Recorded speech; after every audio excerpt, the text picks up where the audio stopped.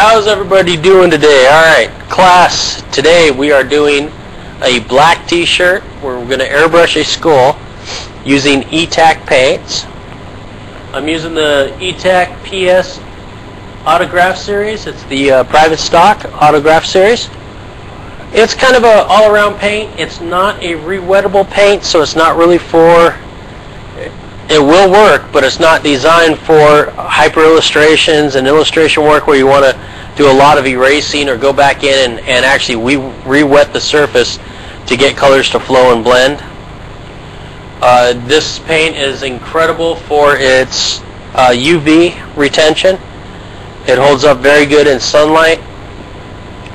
The UV ratings are all over their websites. If you check out E-Tac, I think it's etac.com is the link.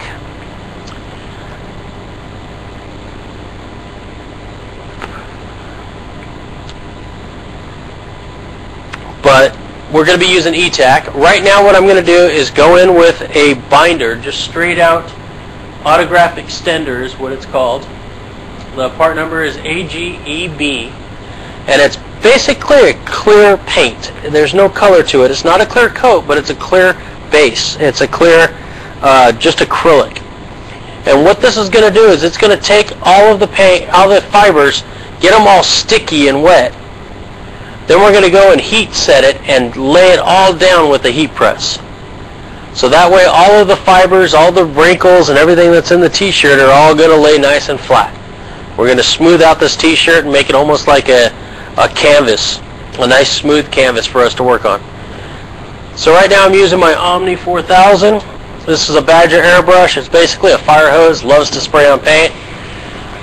And we're just going to sit there and do a 50% overlap and coat the whole entire t-shirt. Everywhere we're going to be spraying, we're going to sit there and coat it.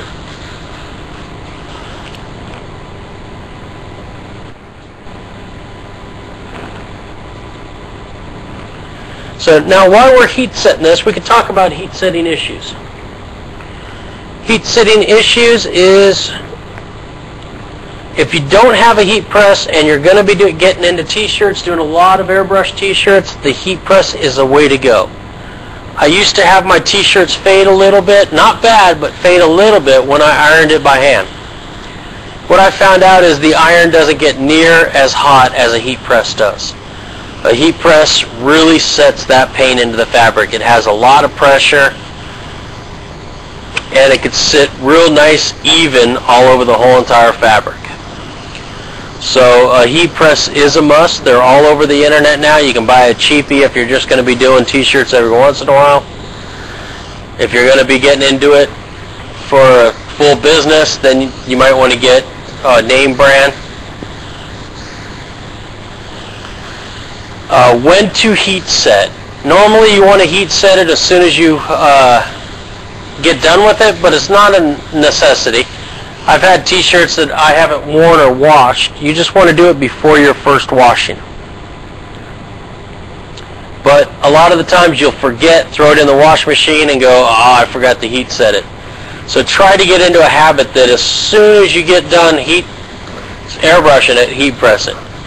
That kind of helps you out. What I do is if I have an order of t-shirts and I'm doing 4 to 5 t-shirts, I'll wait until I finish the 5th one or right before I get ready to ship.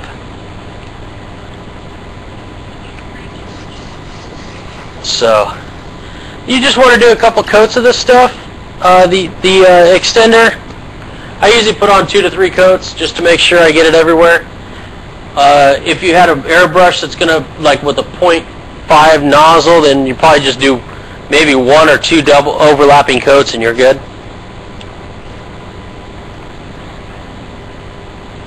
So now if you're talking about the heat pressing issues, if you can, use the heat press. If you don't, take an iron, and what you're going to do is put down a piece of aluminum foil over the t-shirt before you heat press it. And then heat press on that aluminum foil. And what that'll do is that will stop the paint from trying to transfer up onto the iron. It'll also stop if you have any dirt or anything on your iron, it'll stop it from transferring onto the shirt. So aluminum foil, or if you have some, what do they use for baking? wax paper. If you have wax paper, you can put wax paper down.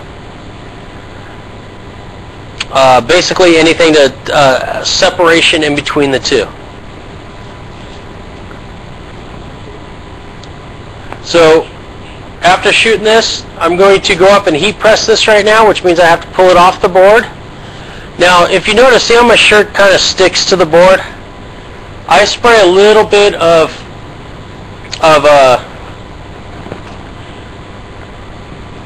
Craft Bond. I get this stuff from Walmart. Craft Bond. You can use a 3M 70. I think it's called 77 is the 3M one. There's a 90 strength, but 77 is fine. Parchment paper. There you go. Thank you, Don.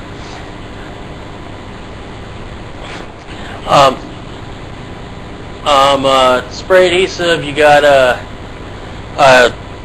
anything to kind of get the t-shirt to kind of stick down, so that way when you're sitting there with the pencil or something, the fabric's not bunching up on you and kind of fighting your line as you're going. So I'm going to stop recording right now, go heat press this, and come back, so that way there's not a big gap in the recording here.